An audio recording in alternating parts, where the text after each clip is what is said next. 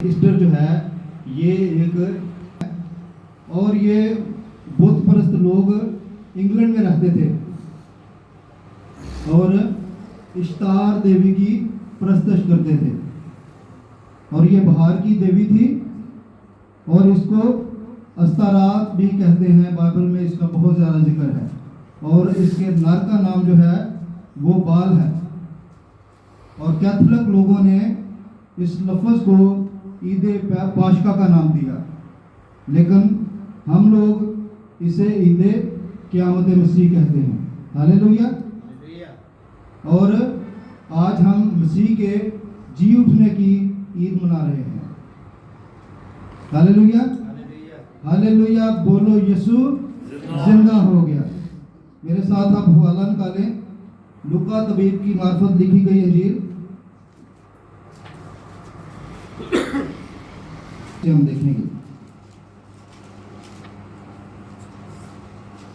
लिखा है, सब्बत के दिन तो उन्होंने हुक्म के मुताबिक आराम किया, लेकिन हफ्ता के पहले दिन वो सुबह सवेरे ही उन खुशबूदार चीजों को जो तैयार की थी लेकर कब्र पर आई, और पत्थर को कब्र पर से लुढ़का हुआ पाया, मगर अंदर जाकर खुदावंद यीशु की लाश ना पाई।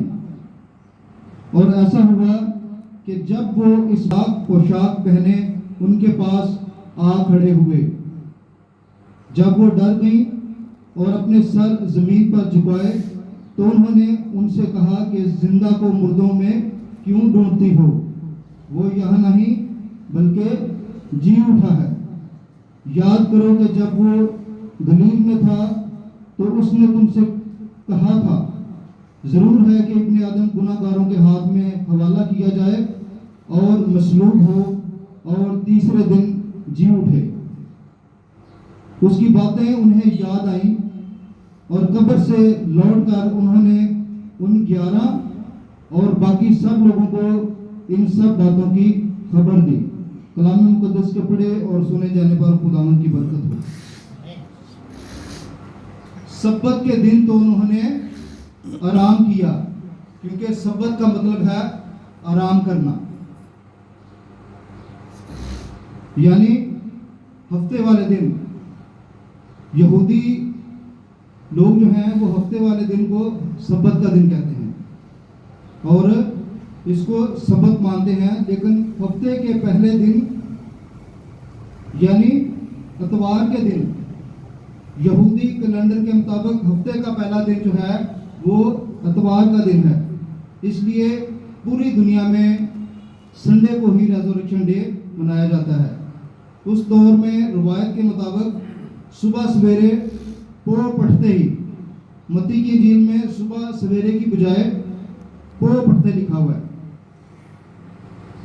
तो मत्ती की इंजील में सुबह सवेरे की बजाय पो पढ़ते वक्त रवायत के मुताबिक यानी तड़के ही मरियम मगदलीनी और दूसरी मरियम खुशबूदार चीजें लेकर कब्र पर आई। लेकिन जब वो वहां पर पहुंची तो उन्होंने देखा कि वो पत्थर जिस पर रोमन गवर्नमेंट की मुहर लगी हुई है, उन्होंने देखा कि पत्थर कब्र पर नहीं है, पत्थर लुढ़का हुआ है यानी पीछे हटा हुआ है, और वो कोई गत्ते का पत्थर नहीं था बल्कि बारीक बारीक पत्थर था। जब उन्होंने देखा कि पत्थर कब्र से हटा हुआ है तो वो पहले ही डरी हुई थी, फिर हैरान हो गई, और रोमी सिपाही जो थे वहां पर पहरेदार थे वो भी बेहोश हो गए। एक औरत जिसने अपने बालों से उसके पांव को धोया था और दूसरी ने उसे जन्म दिया था, जब उन्होंने देखा कि वहां लाश ही नहीं है, वो हैरान हुई कि ये लाश कहाँ चली गई।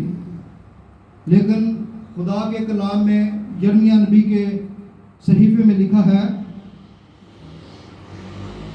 कि जो लोग मुझे पूरे दिल से तलाश करेंगे तो मैं उन्हें मिल जाऊंगा।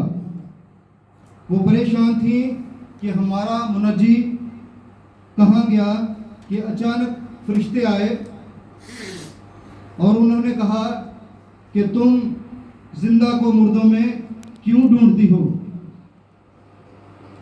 तो मैं समझता हूँ कि सबसे पहले जो खुशखबरी देने वाले हैं वो फरिश्ते ही हैं, जिन्होंने कहा था कि वो यहाँ नहीं बल्कि जी उठा है। और ये बात वहाँ आज तक लिखी हुई है जहाँ पर खुदावंद यीशु मसीह को रखा गया था कि वो यहाँ नहीं बल्कि जी उठा है।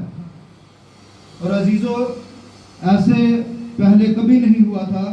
हाँ, एलिया के मिनिस्ट्री में, एलीशा की मिनिस्ट्री में और खुदावंद यीशु मसीह की मिनिस्ट्री में बहुत से मुर्दे जी उठे थे, लेकिन वो फिर मर गए और दफन हो गए थे। लेकिन खुदावंद यीशु मसीह की बाबत नई बात यह है कि वो मसलूब हुआ और हमारी खातर, हमारी जगह पर और हमारी लानतों को उसने उठा लिया और हमारी निजात का रास्ता खोल दिया। वही यीशु तीसरे रोज मुर्दों में से जी उठा और अब वो ऐसे जलाली बदन के साथ मुर्दों में से जी उठा है कि अब वो कभी मरने का नहीं, हालेलुया, बल्कि अब तक हमेशा जिंदा रहेगा। यीशु मसीह में से जी उठने वालों में से वो पहलोठा था। यीशु मसीह मुर्दों में से जी उठने वालों में पहलोठा था। और ये इंतहाई पावरफुल वाकया है जिसमें कुदरत और फतह है, मौत पर भी और अबलीस पर भी। और जिसने हमारी जिंदगी को भी, जो कि गुनाह आलूदा थी, उसको अपने जलाल की खातर खुदावंद यीशु मसीह ने बदल कर रख दिया है, हालेलुया। इसलिए इस ईद पर आज हमें भी उन तमाम लोगों को माफ़ करना है जिनसे हम किसी वजह से नाराज़ हैं या वो लोग हमसे अदावत रखते हैं। हमने उनको माफ़ करना है, जैसे खुदावंद यीशु मसीह ने सलीब पर अपने पहले कलमे में कहा था कि ऐ बाप, इनको माफ़ कर, क्योंकि ये जानते नहीं कि क्या करते हैं। और उसके मुंह से अपने दुश्मनों के लिए दुआएं खैर निकली। खुदावंद आप सबको बहुत बरकत दे और आप सबको ईद क़यामत अल मसीह बहुत बहुत मुबारक हो। आपको मुबारक।